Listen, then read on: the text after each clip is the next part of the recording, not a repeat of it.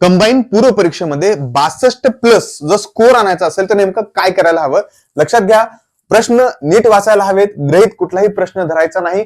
प्रश्नामध्ये योग्य अयोग्य बरोबर कोड अशा शब्दांकडे आपल्याला विशेष लक्ष द्यायचं आहे. माहित असलेले प्रश्न हे अगोदर सोडवायचं, याने आपला कॉन्फिडन्स जो आहे तो बूस्ट होतोय. याच्यासोबतच एलिमिनेशन टेक्निकचा आपल्याला वापर करायचा आहे. ज्यांचे 50% पर्यंत आपण तिथे एलिमिनेट करू शकतो असे प्रश्न निश्चितच सोडवायचे आहेत. यासोबतच निगेटिव्ह मार्किंग सुद्धा आहे, हे सुद्धा आपल्याला इथे लक्षात ठेवायचं आहे. टाइम मॅनेजमेंट, आपल्याला माहिती आहे परीक्षा 1 तासाचे 1 तासामध्ये 100 प्रश्न सोडवायचे आहेत. यामुळे सगळ्यात महत्वाचा आहे टाइम मॅनेजमेंट, याच्याकडे लक्ष दिलं पाहिजे. स्टॅटिक प्लस करंट हा जोडून जिथे प्रश्न येत नसेल अशा पद्धतीने लिंकेज लावून इथे विचार करायला शिकलं पाहिजे. OMR भरताना सुद्धा इथं काळजी घेणं आवश्यक आहे.